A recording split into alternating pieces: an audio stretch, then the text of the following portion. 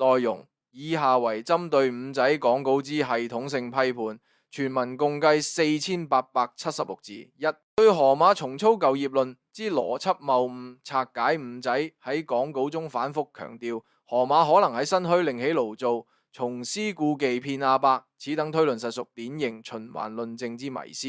咁首先呢，就必須釐清呢所謂河馬商業模式呢，本質上呢乃建基於特定時空背景底下嘅偶發事件，其成功要素包含：一、疫情後中港未全面通關導致嘅資訊落差；二、特定長者社群嘅社交孤立性；三、2023年前後社會對養生議題嘅非理性狂熱。而今時而世熱，大灣區1小時生活圈已經徹底打破地域資訊屏障，任何商品溯源只需手機掃碼，全港18區關愛隊全面運作。獨居長者接觸面較3年前擴增47%。據社署2024Q1報告呢，中醫藥管理委員會已經將偽冒陳皮列為重點打擊對象。2023年嘅檢控案例同比激增213%嘅。喺呢個結構性轉變底下，妄言河馬可複製成功經驗，無異於宣稱可用竹籤對抗愛國者防空系統。更荒謬者，五仔竟將巴士阿叔陳健康案例同當代網紅經濟相提並論，完全忽視媒介生態嘅典範轉移。2006年嘅病毒式傳播依賴傳統媒體疑似加工，而2024年嘅演算法推送機制會將河馬任何商業行為即時關聯沙土扮魚土等負面標籤。試問邊家業主敢冒空泡風險出租與全民公敵？咁此等推論呢，猶如建議張子強轉行經營押運公司，既背離商業邏輯，更暴露批判者對現代風險社會嘅無知。二、對河伯健康昏迷話嘅倫理越界批判講稿入邊，以氣溫口吻揣測河伯係健康昏迷定係點樣？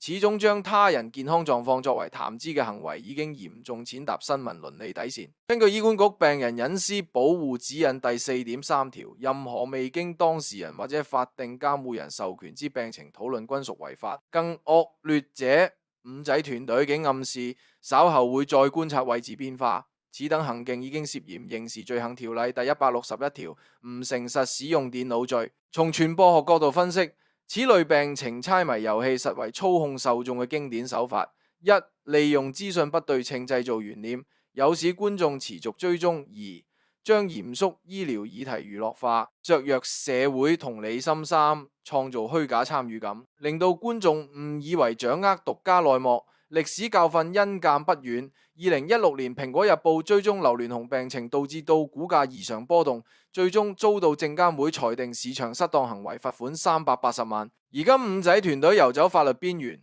其行徑同當年狗仔隊有何本質區別？所謂陰毒遠望雲雲實為轉移焦點嘅修辭詭計。真正陰毒者乃將他人苦難轉化為流量養分嘅嗜血媒體。三、解構河伯早知貧窮騙蝦條論嘅認知陷阱。講稿中引述網傳河伯早知自己窮財騙蝦條。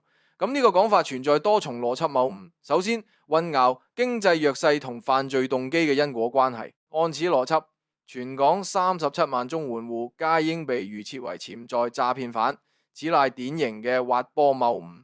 其次，無視商業詐騙嘅專業門檻。根據海關2023年不良營商手法統計，高達78%嘅乾貨詐騙案涉及專業團伙操作，絕非個別長者能夠獨力完成。再者，所謂蝦條騙局根本違反基本經濟理性。河伯若真欲行騙，理應選擇高單價商品，如蟲草、燕窩，而非零售價僅12.8嘅蝦條類製品。呢等指控猶如指責乞兒係偽造千元鈔票，完全背離犯罪心理學基本常識。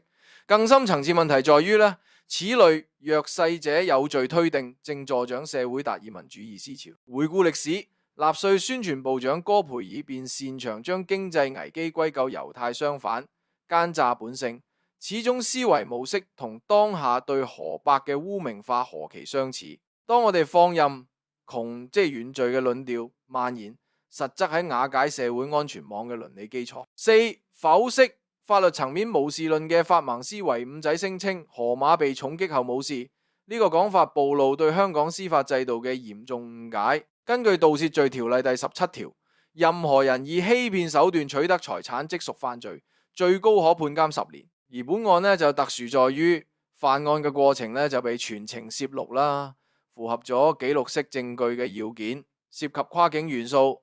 內地網購平台觸發刑事司法管轄權條例第6條，受害人數達3位數，符合規模化犯罪，加重刑罰條件。律政司前刑事檢控專員江樂時曾經指出，類似嘅案件通常需要18到24個月完成調查，現階段冇檢控行動，僅反映案件複雜性，絕非無視信號。更危險嘅係，五仔暗示河馬可能唔請律師。此種論調實屬誤導公眾。根據法律援助條例，任何可能判監超過6個月嘅案件，被告若果無力聘請律師，必須由法援署指派代表。所謂自辯神話，不過係外行人對抗式訴訟嘅浪漫幻想。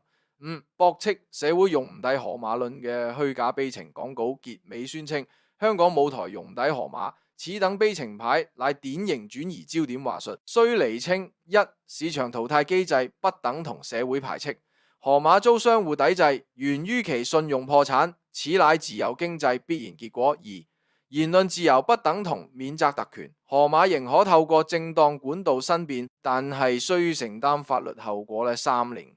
網紅經濟本質係注意力競逐。當公眾興趣轉移，自然面臨流量衰減。歷史對照組可供反思。2008年艷照門事件之後，相關嘅藝人轉型嘅幕後就仍然能夠持續發展。2019年爆眼女謠言散播者最終被法庭定罪啦。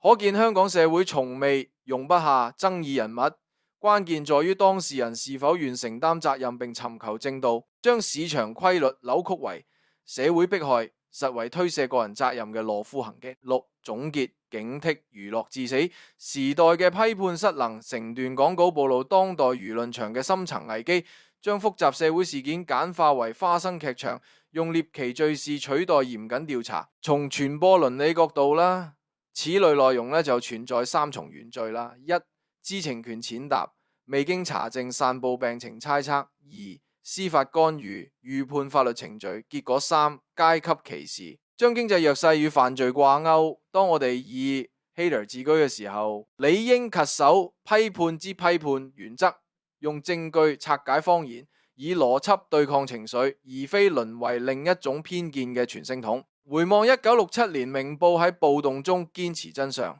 ；1997年，傳真社喺雨傘運動實踐調查報道。香港從唔缺乏嚴肅媒體傳統，而今面對流量誘惑，係選擇做真相嘅守夜人，定係資本嘅牽線木偶？每位內容嘅創作者都該苦心自問。全文完共計4876字。